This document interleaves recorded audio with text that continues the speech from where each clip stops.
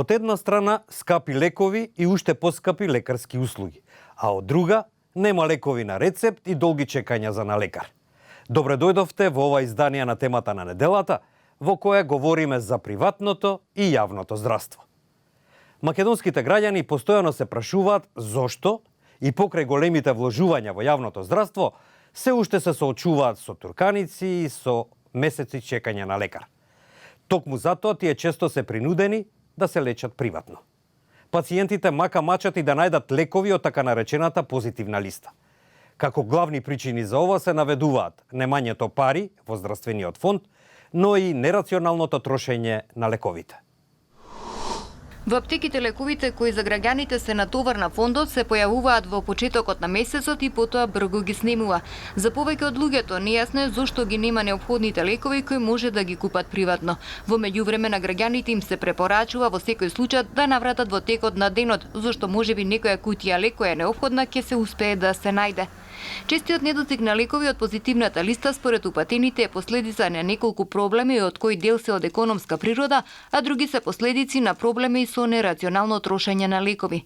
Председателката на фармацевтската комора, професорката Бистра Ангеловска, вели дека квотите во аптеките се модел со кој фондот се труди ограничените средства од буџетот за лекови да ги распредели колку толку рамномерно, за да може на граѓаните да им бидат достапни лековите кои се натовар на фондот.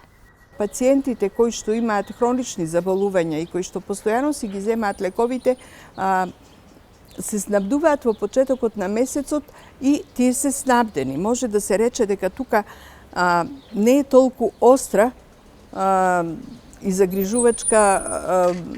загрижувачки недостатокот од лекови. Меѓутоа, постои еден друг проблем. Закутните болни, за кои што ќе се јави проблем, при крајот на месецот ќе отидат на лекар, особено за децата, веќе аптеката нема квота за да може да им го издаде лекот на товар на фондот.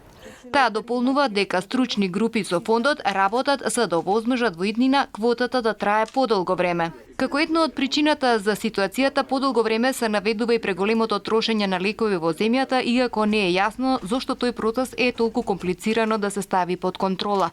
Но за многумина од граѓаните исто така останува нејасно зошто и покрај тоа што во здравството со години наназад се вложува огромни пари, со кои во болниците и клиниките се набави опрема во повеќе области, пациентите се уште често се принудени да одат во приватното здравство, зашто апаратите не работат, има гужви и за услуги треба да се чека со месеци или нема реагенси.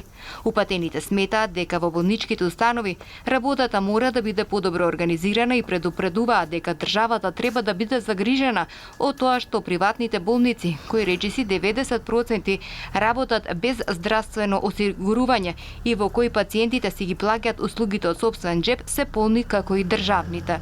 Вие можете да ги видите приватните болници дека се полни со пациенти, исто така како и државните. Меѓутоа, фактичката ситуација укажува дека нешто не е како што треба. Тој е главниот индикатор преку кој што вие проценувате дали еден здравствен систем е успешен или не.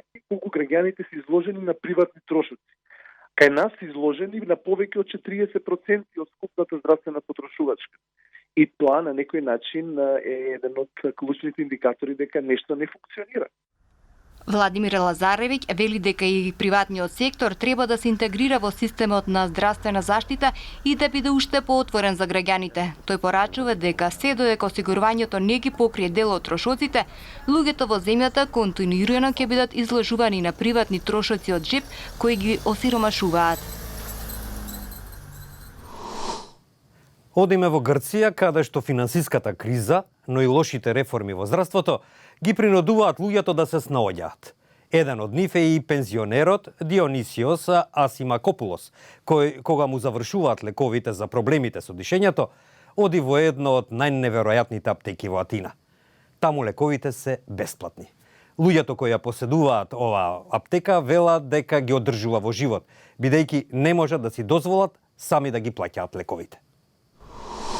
Меѓу напуштените стадиони и игралишта кои датираат од Олимписките игри во Атина во 2004 година, социјалната волонтерска аптека Хелиникон повеќе од 7 години снабдува со бесплатни лекови стотици сиромашни пациенти, одржувајќи некој од нив во живот.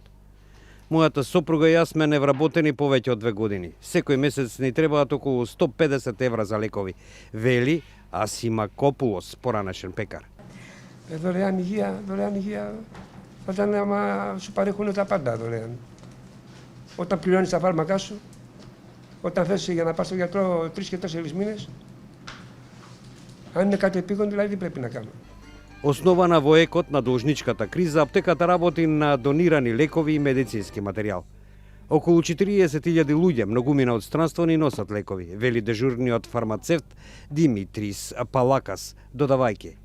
Ήδη η ισορροπία μεταξύ δημοσίου και ιδιωτικού συστήματος υγείας είναι υπέρ όσο υπολειτουργούν οι δημόσιες δομές, αυξάνονται οι ιδιωτικές.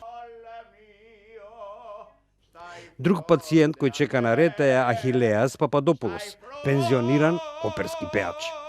Неговата пензија од 700 евра не е доволна за покривање на антибиотиците за кои е дојден. Εγώ παίρνω μια σύνταξη πολύ μικρή. Δεν μπορώ να πω, πάρα πολύ μικρή και δεν φτάνουν τα χρήματά μου για να πάρω και τα βολεύω όπως μπορώ.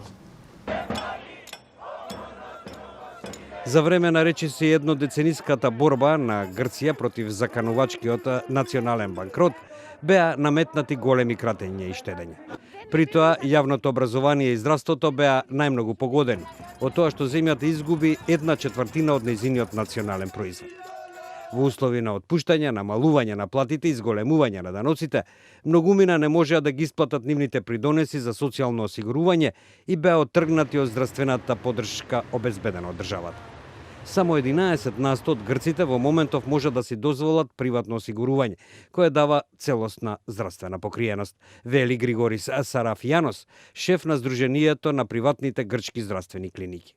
Според одолот за национална статистика, грците во 2016 година плаќале над 34% за нивните медицински трошоци од сопствениот джеб. Кризата откри огромни државни недостатоци, вели Πέτρος Μποτέας, член на здравствениот тим на Χελινικόν. Ανοίξανε μεν το σύστημα υγείας, αλλά αντί να αυξηθούν οι γιατροί και οι νοσηλευτές, ελαττωθήκανε. Λοιπόν, τα χρήματα για φάρμακα κλπ. Αντί να αυξηθούν, ελαττωθήκανε. Δηλαδή, με την υπογραφή των μνημονίων, δεχτήκανε περικοπές να γίνονται κανονικά, όπως γίνονται σε όλους τους άλλους τομείς. Тој додава дека има долга листа на чекање за на доктор, а закажувањето некогаш е и по 3 месеци. За да се избегне долгото чекање, особено во итни случаи, многумина се принудени да бараат приватна здравствена заштита, без оглед на цената.